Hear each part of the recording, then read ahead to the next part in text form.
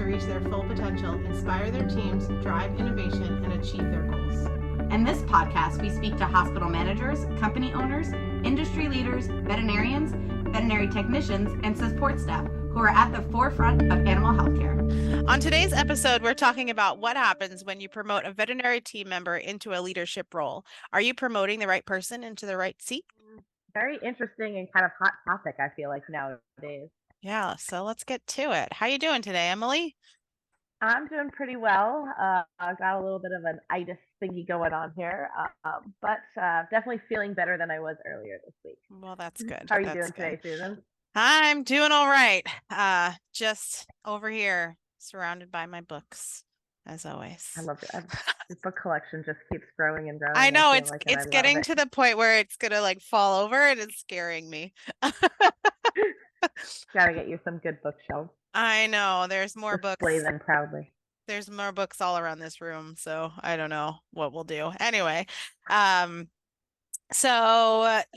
promoting your team member into a leadership role.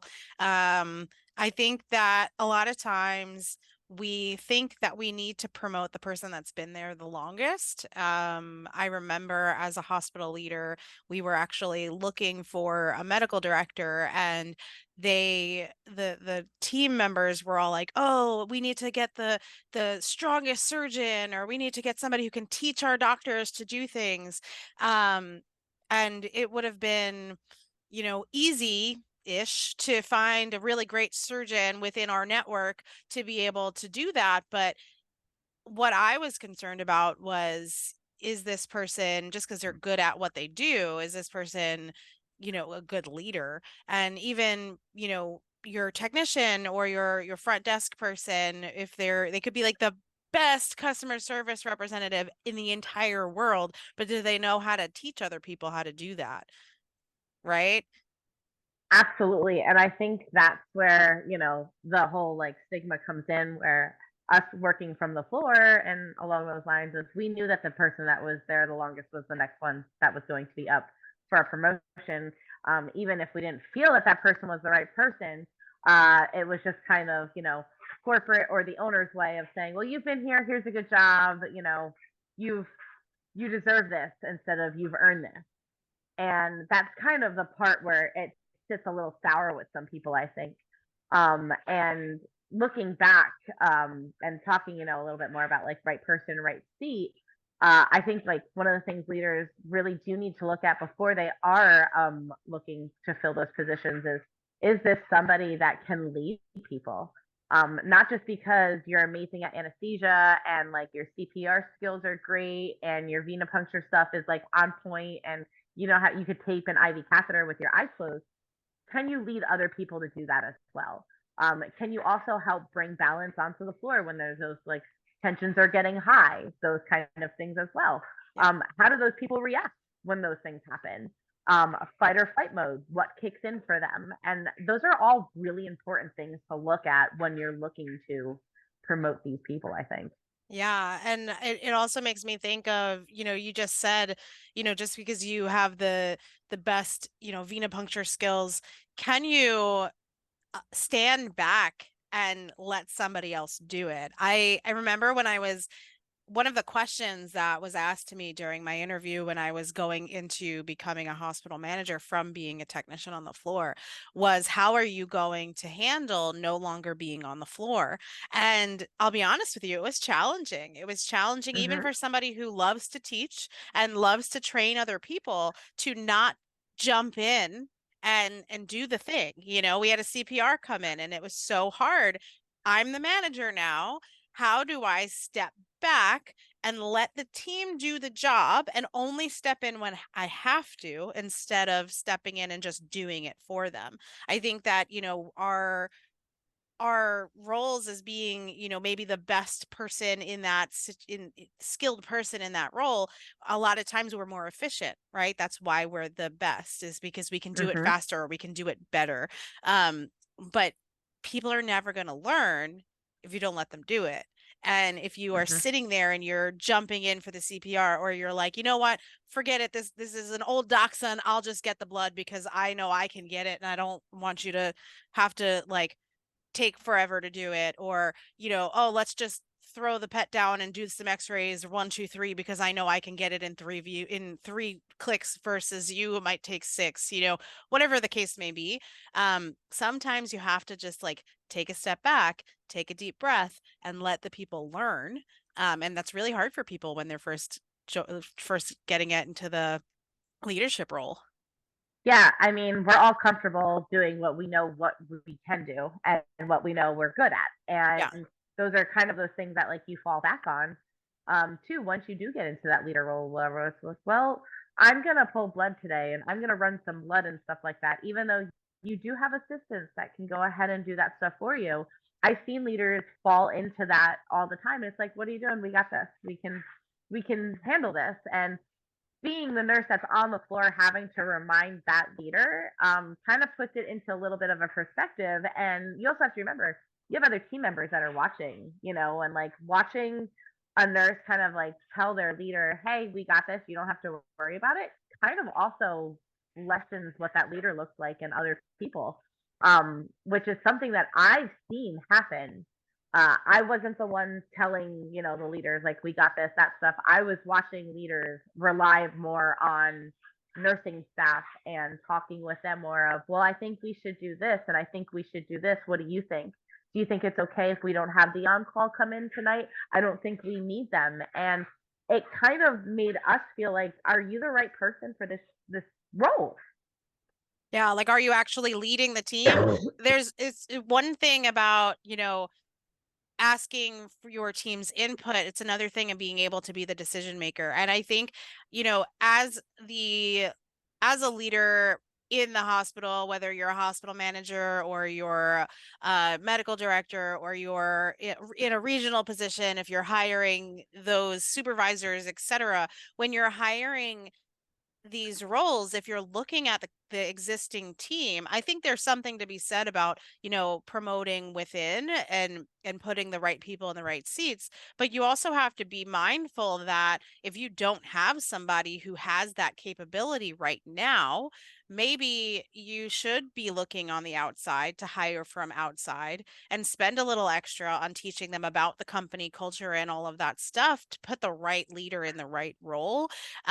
Especially if it's a time sensitive thing. If you have the time, find the person that has the beginning skills or the person that has the already like developed communication skills that wants to be in the leadership role, because that's another piece too, right? You always have to talk to your team to make sure that they actually want to be a leader.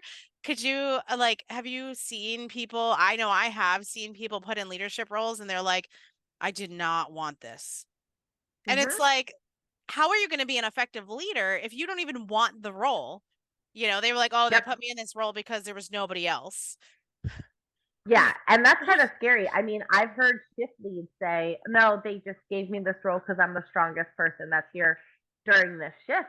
And it's just kind of like, okay, it's great that you're the strongest person on shift, but what's going to happen when like crap hits the fan and a bunch of things come in the door at one time and we need somebody to guide us? Are you able to do that?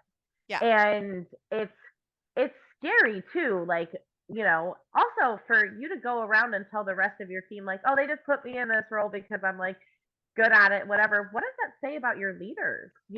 Like, what does that say about what else is going on? And of course, then that puts it into perspective for like your other nurses and assistants and doctors to be like, does leadership even care about what's happening on the floor right now? Or are they just trying to put somebody in a seat?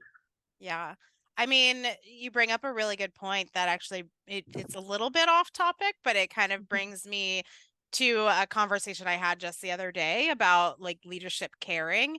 And I think that I'll try to like not get too much on a tangent, but I think that, a lot of times it's less what is said and more what is done or not done. And so, I was told, hey, well, we don't do that because they don't really care about us. And I was like, but it we're talking about safety here. And like, I don't care if they don't care about you. I care about you. So we're going to be safe and we're going to do it my way because this is the safe way. And, then later on found out that she doesn't have a radiology badge and she's been there for almost a year. And so she's doing holding for x-rays, and in New York State, you're not supposed to hold for x-rays unless it's an emergency.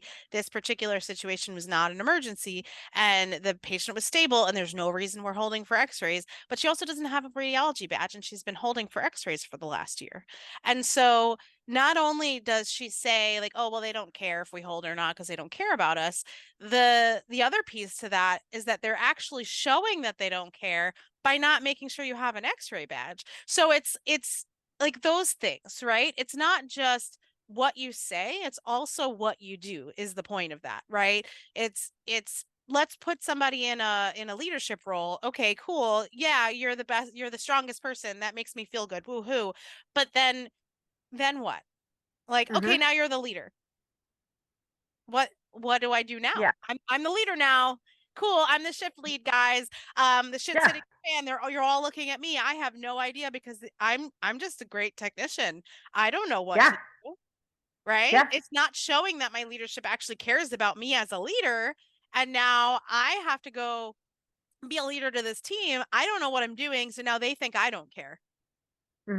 So it just trickles down and it makes it even worse. And then we sit back in these staff meetings that are 4 hours long and are wondering why our culture sucks. Exactly. And, and like we said, it trickles down to everyone else. And you also have doctors that get involved in this stuff. And the doctors are like, I'm confused as to why there's so many positions. Why are there so many leaders? Why do I need a leader to lead a leader? Like kind of thing. And it's also confusing for chain of command. Who do I go to? Am I going to my shift lead? If my hospital manager is here, am I going to my shift lead before my hospital manager? Do I need to play that game of telephone where something needs to be addressed ASAP? Do I have to bring that to my shift lead, and then my shift lead's going to have that at their shift lead meeting, and then they're going to talk about it 3 days later, and then the manager's going to go, how come this wasn't brought to me sooner? Like, what does that chain of command look like as well? And like, that's a huge piece, especially when things are happening, especially if things are happening with your shift leads. You can't go to your shift leads about your shift leads. Who do I go to next? And that's part of communication. Yeah. And does that leader that you're putting into this position know what things are also in their realm, what they can take care of, what things need to go to the next person above them? If somebody's coming to me to talk to me about like stuff that's like, if I'm the shift lead and somebody's like, hey, I didn't clock in, you need to talk to the hospital manager. I can't take care of that for you. Like, is that something that like I have them message you right away about, something along those lines? Like, if you're not in the building, what would you like me to do? Who should I contact? There's 3 of you. There's a hospital manager, there's an assistant manager, and a medical director. Who do I get in touch with? I don't want to be calling the wrong person at midnight. Like, hey, we're out of oxygen. I don't know what to do. And you know what? I'm not the shift lead either. The shift lead is having lunch or having their lunch break at 2:00 in the morning. They told me to get in touch with you. Like, and that's like the part that is just like, then the rest of the team sees what's going on and they're like, why do we have this person? Yeah, it's so funny. It's so confusing. It's so funny that you bring that up because I've worked in multiple different organizations, from like big, huge corporate consolidator to small individual company, like individually owned company. And I found that a lot of times I'm asking that question, like, why is there so much leadership? Like, why do we have 2 hospitals and 3 hospital managers? Why do we have a hospital manager, a hospital director, 2 nursing managers, a medical director, a culture director, all in one building? Like, why? Then I have shift leads and I have like all in one building. And it brings me to like, even from the start of your employment, if you don't know who you're supposed to go to, it just like, what am I supposed to do? Right. And it also makes me think like, when you have that many layers of leadership, is the root cause of that because the person who is on the top is maybe the wrong person, right? Maybe they weren't the right person. Maybe your hospital manager or hospital director or owner or whatever, maybe they don't have enough leadership skill to understand what should be delegated, what shouldn't be delegated. They feel so overwhelmed that they just go hiring people to take care of all the things that they don't know how to do. Absolutely. And the other part of it too is, are you pouring into your hospital leaders? Are you helping them with continuing education? Are you helping them with things that they need? Hospital leaders, and I've seen it personally over the last 2 years, they're the ones that are struggling the most, just trying to get that disconnect from the higher ups and their people that they have on the floors. Is there's so much, I feel like there's that gap between what's going on with the higher ups and what's happening in the hospitals. There's no connection there. And even though the hospital manager is saying, well, I have this and this and this that's going on, that's just surface level of what's happening. That is just them trying to get the top 3 things that they can get taken care of by corporate. That's not like the little Ted Lasso things that I like to talk about, like the shower pressure. It's not showing like your team, like those things, like the things that your hospital leaders are fighting for and stuff like that have to benefit the whole hospital. Yeah. It's not just kind of showing the team like a little part here and there, like we talk about, like, we can't do raises this year because we just had to spend $20,000 to get our x-ray table fixed. That was a big chunk of money. I know, coming from the floor and working like in the kennel, I don't know how much that stuff costs. Yeah. There's no price tags. I mean, Price is Right was great growing up as a kid, but there was none of that stuff was stuff that we use every day. It's not like the IDEX machines and the Abaxis stuff and, all of that stuff, the computer software. We don't know how much that stuff costs coming from the floor. So letting your team know, like, hey, we were only allotted this much to get this stuff done. And hey, we know that we need to run efficient. We all know that this is broken and this is broken and this is what our money is going towards. And being able to tell your team those kind of things.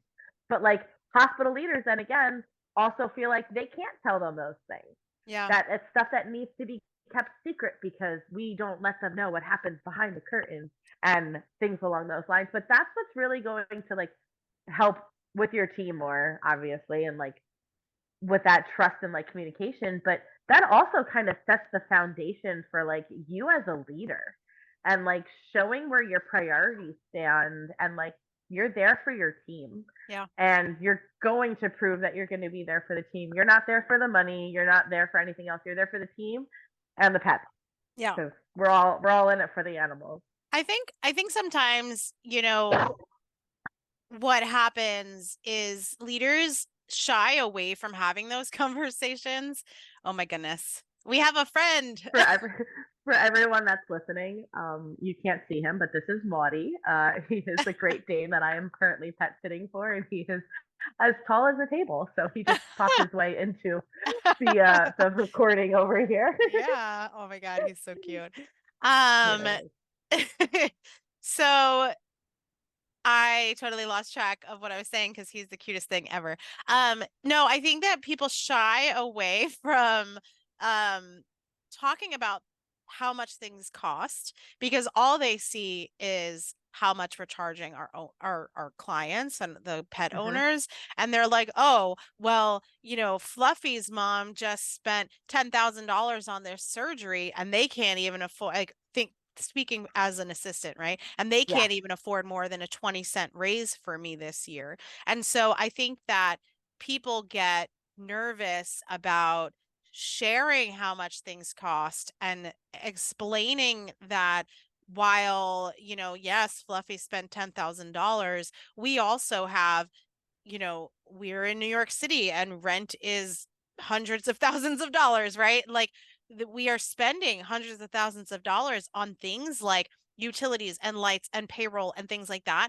And I think that leadership managers tend to be like nervous about the negative feelings around that honesty and if they'll get backlash. I think that or if people will even care, right? I think there's also that. As an assistant, I'll be completely honest with you, I didn't want to go to staff meetings and hear how much money we made.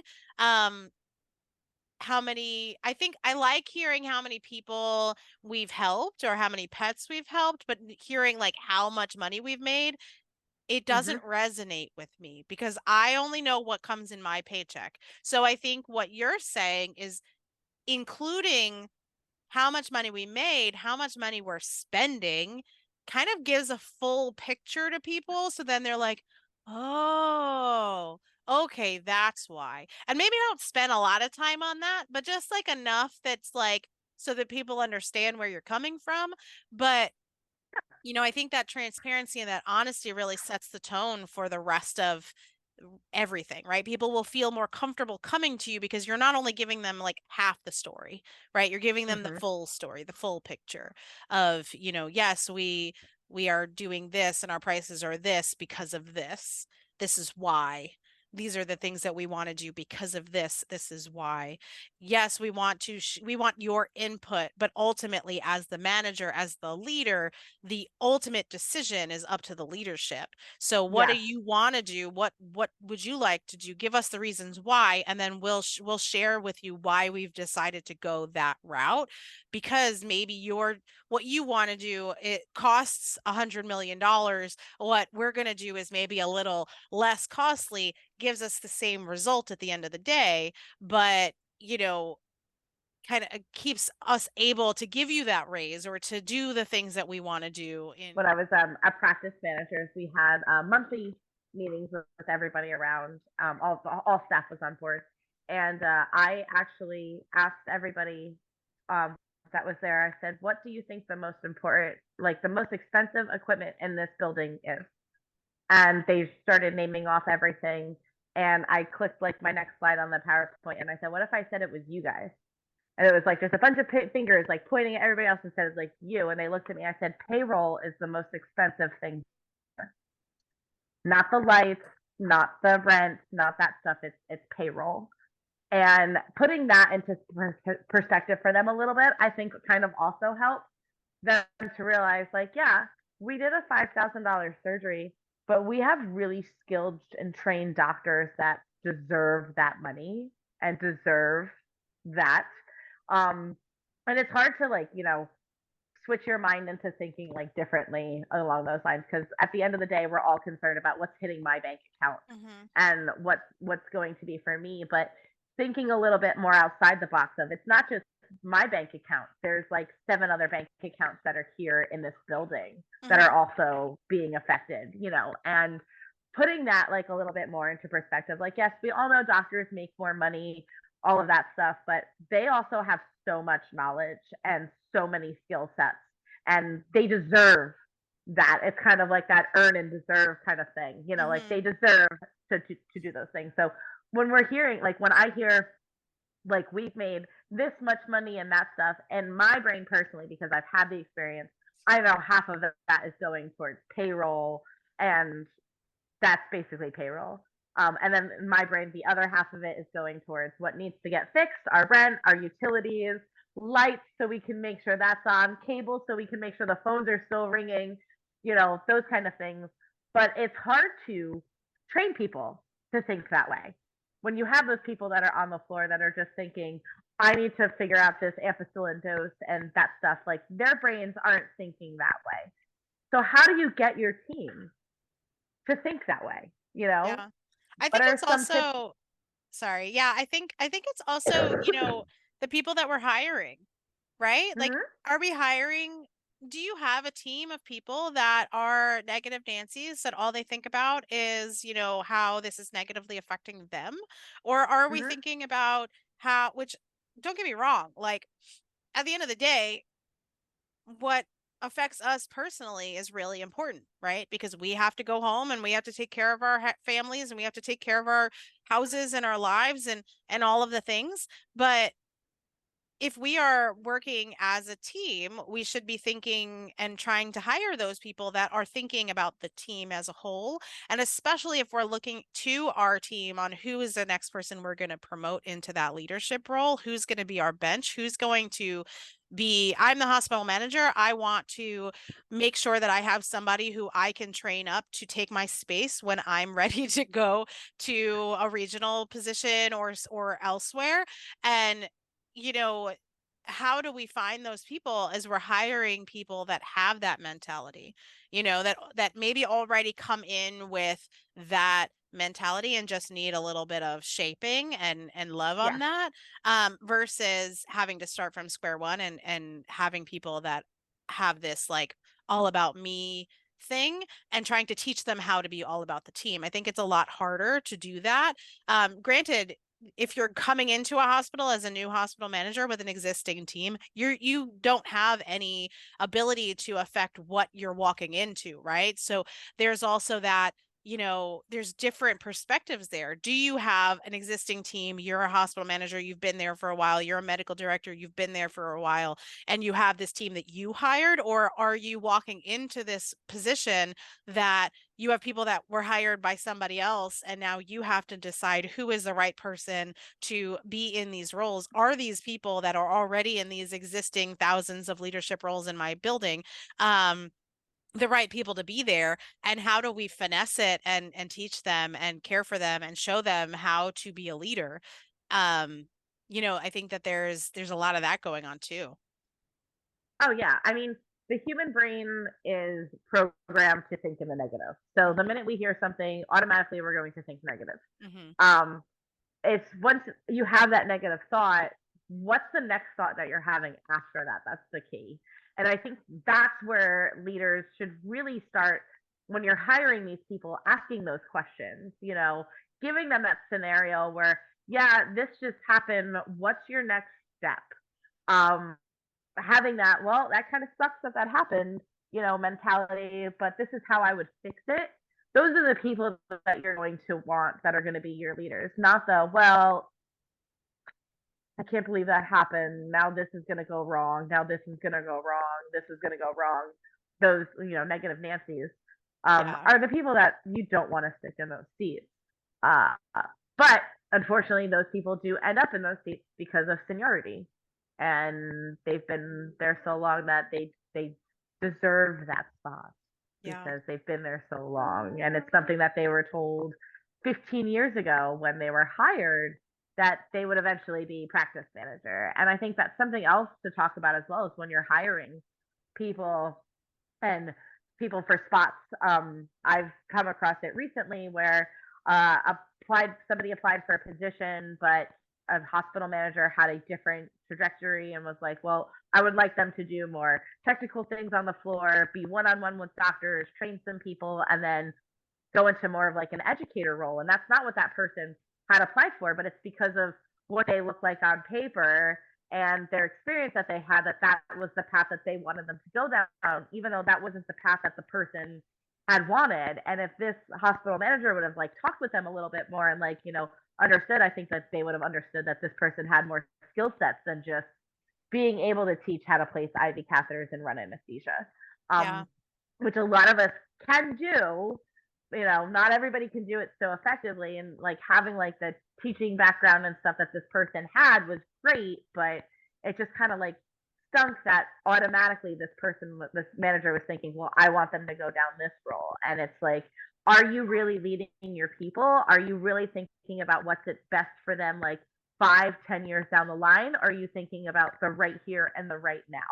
Yeah, and I think to go even a step further is that's what you want as a hospital leader. What do they want as the person that you're hiring or the person that's already on your team? I think that, when those two things don't align, that's when you start to get into that really, touchy waters, those choppy waters where you're saying, I really need you to be in this role. Okay. But what do you actually want to do? And how do we together get you there? I need you in this role today because that's the role that we need. But I know that your passion lies in this. So how do we solve the problem today with the outlook of the future. I think that is how you get that candidate or get that person to be on board with that initial, like, maybe today I'm not doing what I want to do, but because you've made it very clear that you care about what I want to do, I can feel confident and comfortable that we'll get there, versus the alternative, which is, yeah, we're going to hire you on as a trainer to do this education thing. And, eventually that will lead to a supervisor position. Well, what does that mean? Yeah. When is Right? eventually? When is eventually? What does that mean? Is it what I'm actually looking for? You didn't ask me any questions about what I'm looking for, how I see myself in 5, 10 years, even 2 years. Like, honestly, like, people in vet med on the floor, the lifespan is very short, unfortunately. So I don't even know that I can say, like, where do you see yourself in 10 years? I think it's more like, where do you see yourself in a year or two? How do you see yourself growing here? And how do I, as a leader, get you there? That shows somebody as a candidate or as a person on your team already, that you really care about their future, that you really care about what they're doing. And to me, even as somebody who isn't yet a leader, if I see those conversations happening, that's the person I want in that role. That's the person. If I see somebody on the floor talking like, "Hey, Sarah, what do you want to do? You're a new assistant. You just started in the company, or you just started in vet med. Are you looking to become a technician? Are you going back to school to be a doctor? What do you want to do?" When you hear those conversations happening on the floor, the person asking those questions is genuinely interested. Those are the leaders. And those are the ones too that are going to help that person with the skill sets that they're trying to learn. Yeah. It's not like those people aren't just asking those questions just to be friendly and nice on the floor. It's, yeah, that case is going to come through the door and they're going to say, "Hey, Sarah was trying to learn how to do this. Yeah. Sarah's here today. Sarah, are you busy? No, come on over here." Yeah. Excuse me, that I just. No. But Okay. those are the people, like you said, and the only way you're going to see if those conversations are happening is if you're out on the floor too and not hiding in your office. Oh, yeah, good That's the point. other big part. You want to be out on the floor too, seeing what's happening, and also letting your staff, like everybody, their support staff, know, like, you're out on the floor so you can, like, see what's going on. You're not there. This isn't an evaluation. You're not like you tape that IV catheter horribly, like. You're out there just to see, like, the conversations that are going on, where the disconnect is. You're out there so they can see your face. Yeah. It's also great for the doctors to be able to see your face too, where they're like, "Hey, I have this question. I really want to do this, but it's a financial concern." Where they're not having to go run and try to find you in an office. I think too, scheduling that time to be on the floor and letting your support staff know, "Hey, I'm going to be Yes. working from this doctor station today. I got a couple emails and stuff I have to send out, but if you need me, this is where you can find me.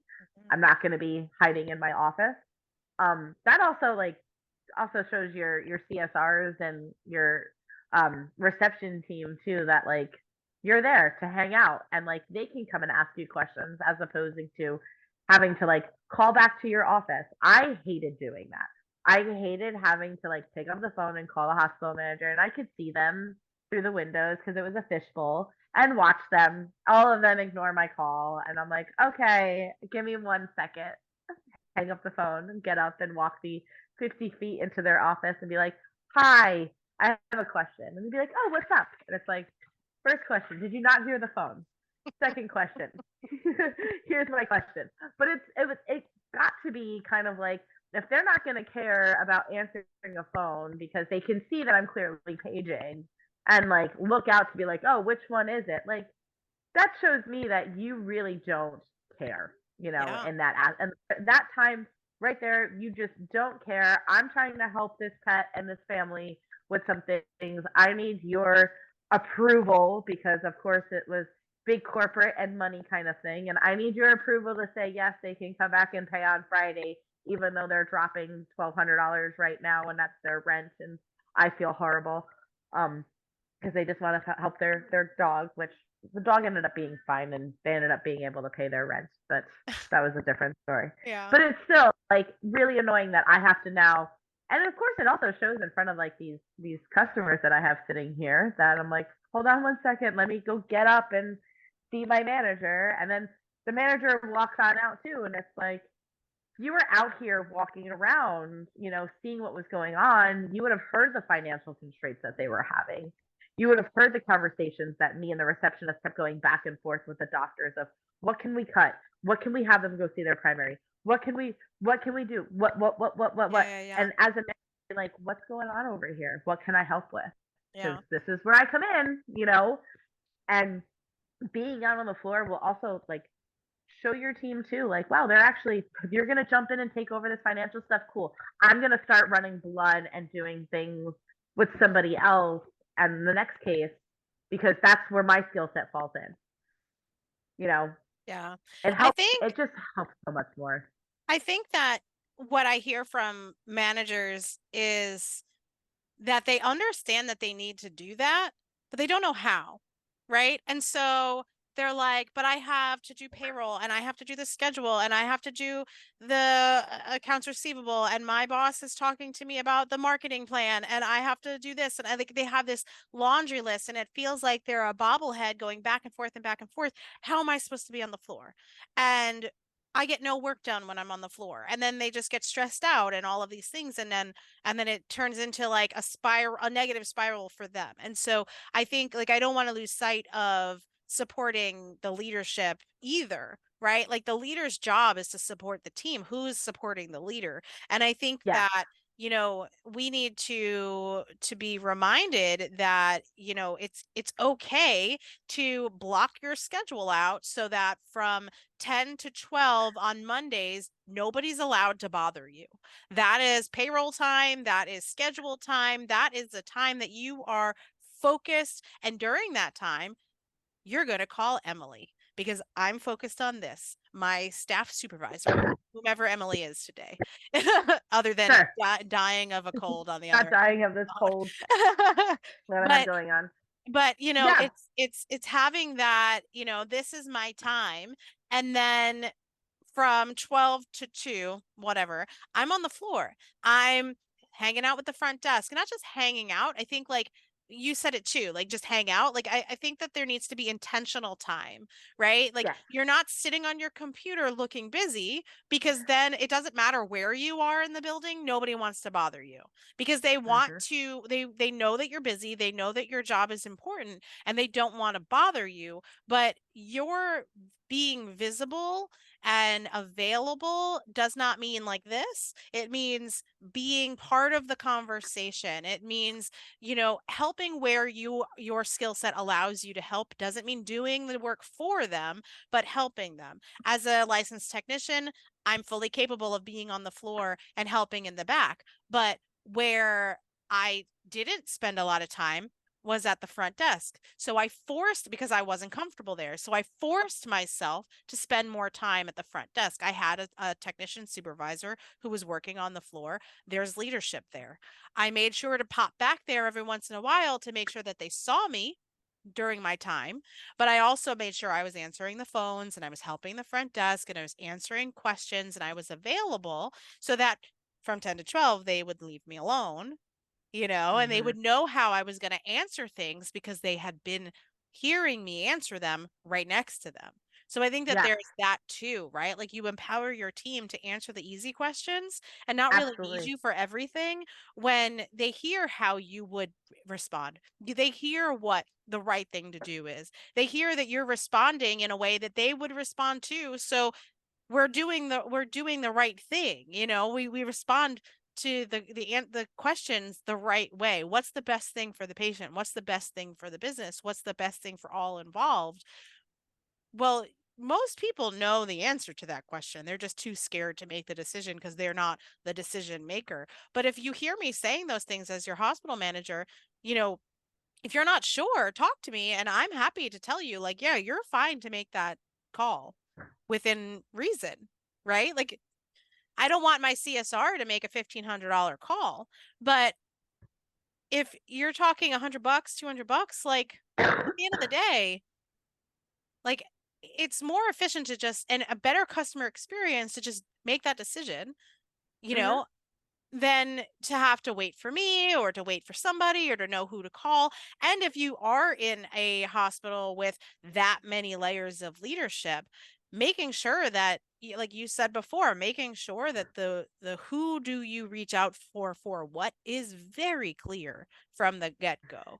I had a position where I was a technician and I was working in a really large specialty hospital, and I got all of the like new hire paperwork and all of that stuff. And I had to ask, like, so I interviewed with this person, but they're not the actual person on the floor who is the manager. Like they're the like big wig person, but not the person who I think should be dealing with my schedule. So who do I actually report to? So I had to ask. That should have been like early on. Like you should be telling these people who this is who you report to for what, if there's more than one person for what, and this is how you get to them, and this is when you can call them, right? Like we have to protect our peace and our people. So don't tell me as an employee that it's okay to call Joe at midnight, and then I call Joe at midnight and he's like, why are you calling me? You know what I mean? Or he doesn't answer because it's midnight. I think it's super important to make sure that we are being super clear and that we're all aligned and all on the same page. And that we're supporting every level from the assistant to the leaders to the people who are leading the leaders, etc. Yeah. And I think also kind of to just tie this all up is it really comes down to that support system and everybody kind of supporting everybody. Not just, I mean, our leaders definitely need a lot of support, but they need support from both ends. Yeah. They need support from their support staff, and they also need support from higher up. So it's kind of like they're that middle person that's like in the middle there. That's like, I get the both ends of the support. And it's that give and take as well. Making sure that your support staff understands that you need their help and why. And then on the other end of it is, I need your help because of this. Yeah. And trying to help bridge that gap once again as to why we need something from upper management and making sure that trickles down and our support staff is learning why those things are happening. Everything okay over there? Yeah, he's as tall as the counter, so I was just making sure he couldn't grab stuff. I think he did grab something. Hold on 1 second. What do you have? Real life veterinary oh, he does have something. Oh, this is wonderful. This is totally staying. Give me the doorstop. Oh, man. Give me this. All right, we got it back. We got it. We got it. Yay. He ran off with the doorstop. I saw him like run past me, and all I saw was like this part. You can't tell, it's just the beginning part of the doorstop in his mouth. And I was like, what is that? Yeah, he's a fun one. I saw him literally go up on the counter and grab something. That is so funny. So I have this book by John C. Maxwell. For anyone who doesn't know, he's like a huge author and leadership guru. He's like the godfather of leadership, if you will. And it's very well read. It looks like crap, but it's the Maxwell Daily Reader. And what's really funny is I opened it up to today, November 1st. That's when we are recording this. And today's is adaptability. And I'm not going to read the whole thing, but the bottom part here, it's so relatable. It's creepy. It says people who are focused on themselves are less likely to make changes for the team than people focused on serving others. If your goal is to serve the team, adapting to accomplish that goal isn't difficult. The first key to being a team player is being willing to adapt yourself to the team, not an expectation that the team will adapt to you. Are you willing to adapt to your team in order to succeed? I think it's just so funny that like how perfect is that for what we're talking about, right? How perfect.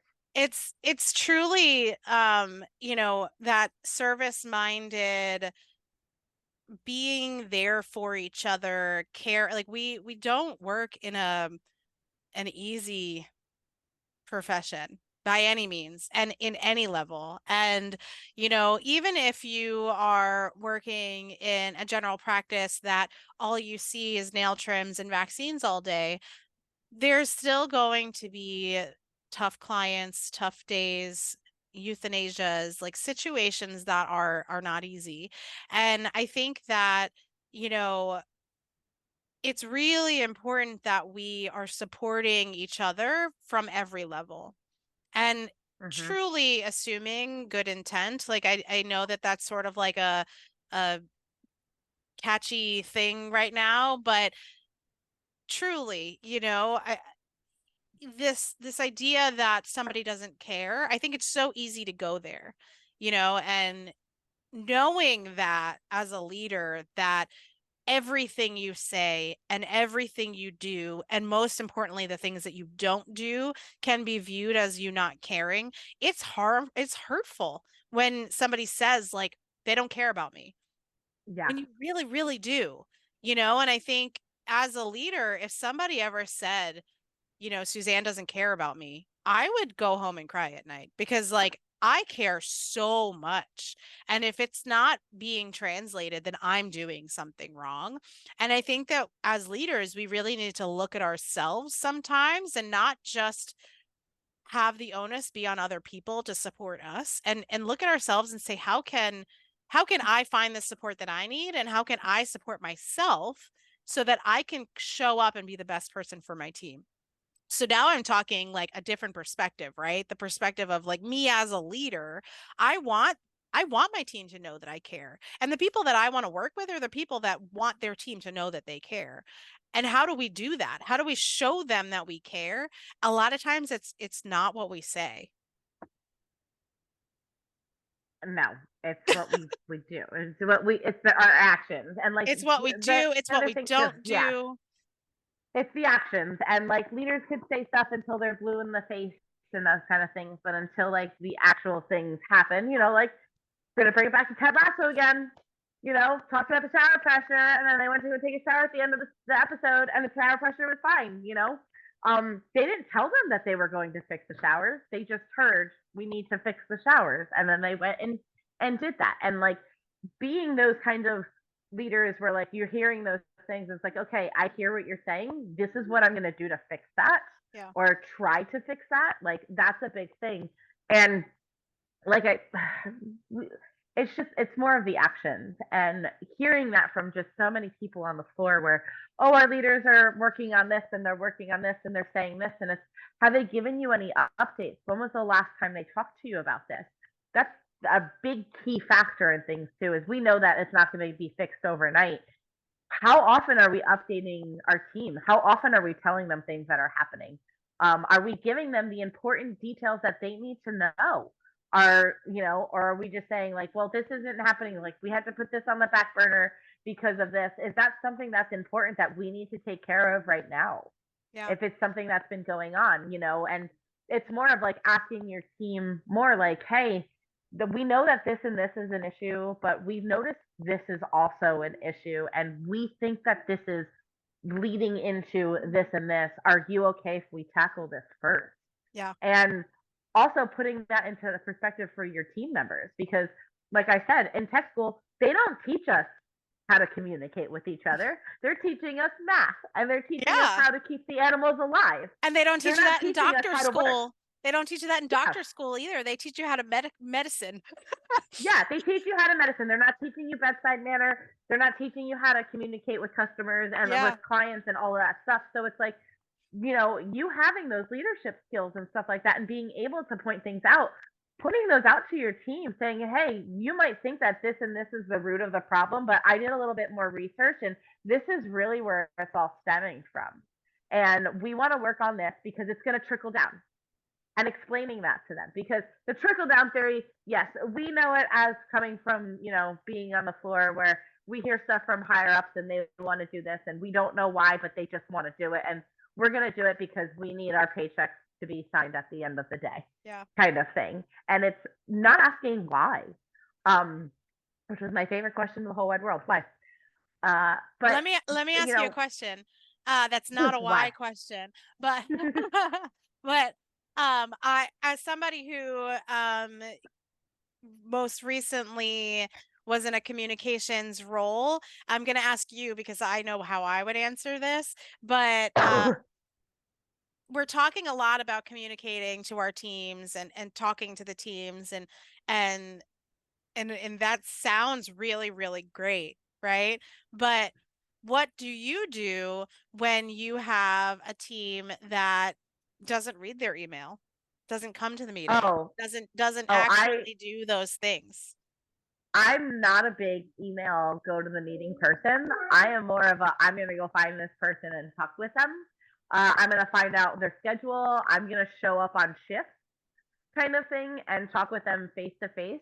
As a leader, that's showing a little bit more that like I understand that this is a pressing issue and I'm not just going to email all, send it out, and that I'm going to, hey, I see that we're having this. I'm going to be here so I can physically see it with my eyes. And I want to talk to you and get more of like your feedback one-on-one because you're apparently experiencing this. I'm not. I would like to hear what you're going through. Yeah. And like, once you talk with your team more, it's going to get around more because we all know how that works. If you talk to 2 people on the team and all of a sudden by the end of the day, all 8 people that are on shift know what's happening because they all do. We all talk. We all want to know what's going on, those kind of things. So if you have those people in your hospital that you're able to put a good shift lead into play, those kind of things, your people are comfortable going to your shift lead and saying, I'm a little confused as to why we're doing this again. And those shift leads can explain from a leadership standpoint why we're doing those things. But it's all really more about like just being like a little transparent. And kind of, I will also tell people, I'm going to put this in a regroup email. So this way, if you have any questions later, you can go back and refer to that email. Yes, I'll be more than happy to answer them anyway, but I'm not going to send you an email with the whole protocol. I'm going to send you a refresher of a bullet points. These are the top 3 things. And then that's that because I don't even have time to read my personal emails. Yeah. Like, you don't want to see my email. I don't want to see, trust me. I don't need to see your whole breakdown email of like everything that was there, what the hospital made, what that money went to. I don't need to see that. I know that the nursing staff really only cares about when are they going to fix the hot water at the wet table? We don't get hot water there. Like that's been a thing, When are they going to get us new telemetry stuff? When are we getting a new tonopen? Tonopen broke. Like when is that? Those are the things that I know that the nursing staff's going to care about. And as a leader, I'm going to make sure that those are the 3 things that they hear about first. Yeah. Because that's where their brain is going to be. And it's like, okay, do you want to hear about anything else that happened? Do you want me to tell you? No? Okay, cool. No problem. And it's perfect. I've known nursing staff that's like, yes, I just want to know when the equipment is coming, when this is happening, and do we get new uniforms? Does that happen? Those kind of things, done. Yeah. If that's what they want to know, no problem. Yeah, I think what you hit the nail on the head with the follow-up email, right? The email shouldn't be 40 pages long. The email should be, hey guys, this is what we spoke about. This is a reminder in case you missed anything, right? And it's the important stuff. And then if there is a new protocol, this is where you find it. If you need to review or you need the refresher or you don't remember exactly what was stated. This is where you find it. And it needs to live there for eternity and not just like, oh, it's in some binder somewhere or whatever, because the worst is like, oh, I don't know. They never told us this. They never told us that. And the thing is like, if you start with the conversation in person, you had the conversation and then you follow up with the email is that follow-up and it's the proof, if you will, that the conversation happened. Yeah. And they can review that and they can go back to that. I think that, if you expect your team to read the email that comes out at no expected cadence, it's not going to happen. If you are a leader who really prefers to write, I think that's fine. I think that what needs to happen though is there needs to be a very clear, decided cadence to when those come out. So every Monday at 12 o'clock, you get this update and it's going to have the very clearly outlined, this is what I need you to know, this is what I need you to do, this is like what's coming up, something like that. It needs to be on a cadence that they can expect, and it also needs to have like an expectation so that they're not just like, oh, by Tuesday you know all the things. Like, that's not fair either, right? It gets sent out on Yeah. Monday. By Wednesday, if you have any questions, this is how you can reach out to me, or this is how we can connect. Or on Wednesday, we have a team meeting so that, or open office hours, or whatever it may be. I think that Yeah. like coming up with what works for your team specifically, you know, in those bigger companies, in a smaller company, a smaller like hospital, I think it makes sense to say like, yes, I'm going to have those conversations. I think you're talking a 24-hour hospital, a big specialty clinic, an organization-wide communication. You're going to have to fall onto email. But I think that email or newsletter or a intranet type of thing, whatever works for your company. But I think that making sure that there is some sort of cadence that you stick to, and if it can't be put out for whatever reason, if it's a holiday or something, that's communicated ahead of time, not like 2 minutes ahead of time, but like ahead of time, you know, a week or two. I think that we tend to be super reactive to things in vet med, and being a little bit more proactive will show our teams that we care. Yeah. I also think too, like you had said perfectly, what's going to work best for your team. Mhm. It's not always emails,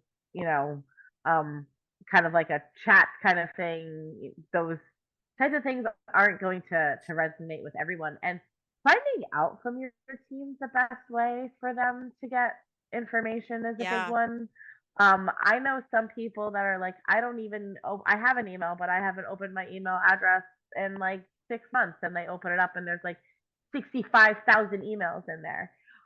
Those notifications make my eyes twitch when I see like all those red bubbles on people's phones, and I'm like, how do you have that and don't? But there's some people are totally fine with it. Do I make you So cry? finding out 101,147. your phone, yes, that does make my eye. But then there's also people that move that off of their home screen, so they don't Yeah. see it right away. So, but it's finding out from your team, like which way are they going to be able to communicate best. I used to, when I would send out weekly update emails, in that email, my team would get excited because I would put like a riddle in there and be like, first person to come with me with the answer wins. That's how you get people to like actually answer their email. yeah, like stick that in there, or like if you can come, like I had one time, I put in there like, come up to me and like literally like cluck like a chicken and you'll get a reward. And 3 people came running down the hallway just going cluck cluck cluck cluck, cluck, and everybody's like, what's going on? The email. And that's how they were able to, like, little things, but that's how my team responded, and that's how I knew that they were reading their updates and knew where to find protocols, where to find, we were getting new reps and stuff like that, where to find those drug reps information, those things. I knew that they were reading that, but that's also because I was like, what's the best way for me to contact you all and like make sure you're getting this information? And they're like, ugh. And I'm like, well, it's a lot. We are a bigger company. What if I did my emails? I sent them every Tuesday at this time, and there's an incentive in that email. Would you then like read it all the way through? And sometimes I would stick it like towards the middle. I would stick it towards the end. I would stick it at the beginning, but was like, you can't come do this yet because there's something that you need to tell me that's going to be at the end of this email, kind of thing. So, and wording them too, so it's for them. I mean, not everybody's going to care about P&Ls and, NPS scores and stuff like that. Like, they don't even know what that is. Yeah. Unless they ask you, like, what does this mean and why does it impact me? I would not even bother trying to explain that to your average nurse or assistant that's on the floor, because that's the last thing that they're really going to be caring about. The only thing, like, we know is what hits their paycheck at the end of the day, basically. And tying that back to what we were talking about originally, which we've totally gotten off topic, but that's okay. Yeah. Is the people who are asking those questions, what is that? How does that impact me? Those are your leaders. Exactly. Right? Those are the Yep. people that you like as you're going day to day. These are the people that you're keeping track of. These are the people that you want to have those conversations of like, hey, where do you see yourself in a year or two? Because they see that you're a Mhm. really, really great communicator. And I would love to explore more if you're interested. I think that we should all, as leaders in our hospitals, as managers in our hospitals, and I'm using the terms interchangeably right now, but in a future episode, we're definitely going to break down the differences between leadership and manager because they are not the Yes. same thing. No. However, for the purpose of this conversation, just bear with me. But I think that it's really important to be, if you're in that role and you're looking to grow yourself, you need to build that bench of people that you can bring into those supervisor roles, those leadership roles, those manager roles eventually, so that you can move up and move out. Because let's be real, nobody's going to want to promote you into that area manager, regional manager, operations director role if you have nobody to replace you that's going to continue the trajectory and the progress that you've made. So if you're the manager or the leader that is just doing everything for everybody and that's why your hospital is being successful, that's not a long game. That's a short game. You need the long game by finding those people in your hospital or finding those people outside that will eventually be in that seat that you can train and teach and grow and have that bench waiting for you for when you're ready or when that position opens for you. And so, keeping those people in the back of your mind, the people who are looking to say like, what does KPI mean? What are the financials? I'm really interested in the business side of things. I'm really interested in the leadership side of things. I'm really interested in how you have these conversations. I noticed this, I noticed that. And you only get to know that when you're actually on the floor and when you're actually with your people and when you're actually having conversations and you're not hiding behind email or hiding behind chat or hiding behind your computer. Yeah. That was perfectly said. And I feel like that is my piece for today. That was like perfectly said. No, agreed 1,000% with everything that you said. It's also like making sure that person wants that role. Yeah. Yeah. A big part of it. Yeah. You might think that they may be a great person for that role, but they might be like, no, I'm good being my assistant, kind of self. And, maybe encouraging them to be like, hey, I still think that you would be a great leader, maybe give them some more skill, like more opportunities to grow those skills and see. But if you do have those people that are like, no, I know I'm good, I just don't think like I would be like a great thing, dig a little bit deeper. Those people may have been hurt the last places that they've worked at. They may have been told things and, once again, broken promises, but like, don't be scared and to dig just a little bit deeper and like talk to them. Be like, I would love to talk with you a little bit more about this if you're comfortable talking with it. I'm really sorry, like if things happened before in the past, but set that expectation and be like, things are different here. That's happened to me before. Yeah. Where I personally didn't put something on my resume and went and worked for a company and they found out and they're like, why didn't you say anything? And I flat out said, because you would want me to train all your people. And they said, nope, we actually have roles for that. And they talked to me more about what was there, but I didn't get to have that conversation with my manager at the beginning during the hiring process and all of that stuff because they needed a whole bunch of people for a whole bunch of seats. And I was like, cool, I could do ER. I could jump in. No problem. Yeah. But then, 2-3 months down the line after I've been working there for a while is when we were able to have those conversations. But they still checked in with me, which I think was still another big piece as to why I also stayed with that company. Yeah. Is having those check-ins. Yeah. And I also think like making sure like when you're saying that you're going to have one-on-ones with your team and stuff like that, that you're doing your best to follow up and making sure that those are happening. Yeah.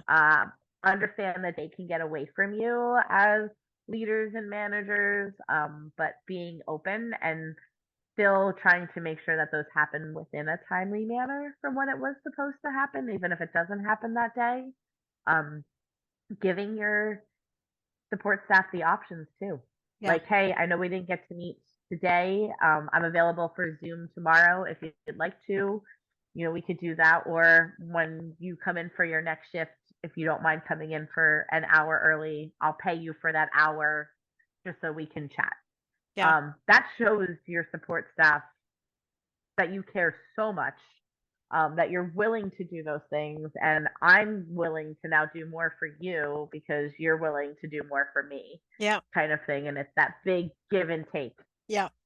Yeah, or stay later, or like be Mm-hmm. willing to do things within your means, right? Like I'm a mom of young kids, so staying late is hard for me, but I will go out of my way to make sure that my husband is around to take care of the kids on this day, and let my staff know, hey, this is the day that I have and I want to be there for you. So I'm staying until 11 o'clock and we're going to chat at this time, or during this Yep. time period, when things get not as crazy. And if it doesn't work out, then I'll pick another day and we'll do it again, and Yep. And we'll do it all over. making sure that that is blocked out. And honestly, yes, things will go wrong and emergencies will come in and something's going to happen. But if you are planning ahead, you should have somebody else on the floor that can take that person's place so that you can have that conversation. That's how you show people that you care.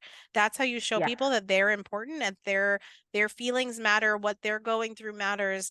And making sure that you spend time with everyone on your team at some point. I actually recently was talking to somebody who said she didn't even know she said the name of the person. I don't even know who that is. And I was like, that's the chief operating officer of your company. Okay. And she didn't know who the person was, and they work in the same building. It's not like this person worked in an office in another state somewhere else, like in a big corporate. It's a smaller organization, and that all of the executives work within that building, and she didn't know who she was. And I was like, that's like that just says a lot without saying anything. And so if you are in those roles and you're in those positions, make sure that you're visible, make sure that people know you. And I know deep down that it's not because you don't want people to know who you are or you don't care. It's just that you have so much going on and the company is getting larger and things are happening, right? And so things fall to the wayside, but it's so important for the future of our business to be seen, to be there for each and every team member, because you don't know who that person could be. I mean, how many times have you in the last 10 years come across somebody that you worked with early on and you're like, holy cow, right? Like there's people that I have been managed by, there's people that I manage that like, you need to like take care of the people that are coming in, because who knows, they might be your boss in 10 years. Mm-hmm. Like really. Yep. It's happened. Yeah. It's happened, it's happened to me too, where I trained somebody like 11 years ago, and all of a sudden I was talking with somebody else and they're like, oh, I'm going for an interview at so-and-so clinic, the practice manager, and they dropped the name, and I'm like, oh my gosh, I taught that person how to hold a syringe. Yeah. And so like who knows, like wow, right? Which is amazing, but amazing. If you didn't treat that person well, now how does that look for you if you're now looking for a job? Or how does that look for you if you're like, we need to make sure that we are on it and we're taking care of the people and we're supporting them.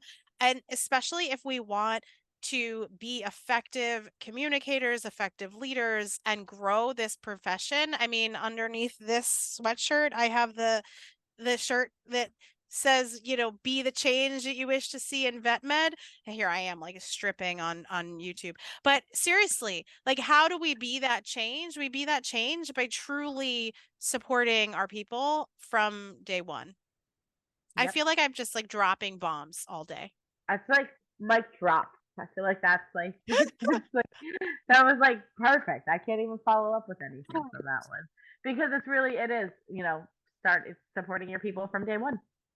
Yeah. And if you don't feel supported, ask for support.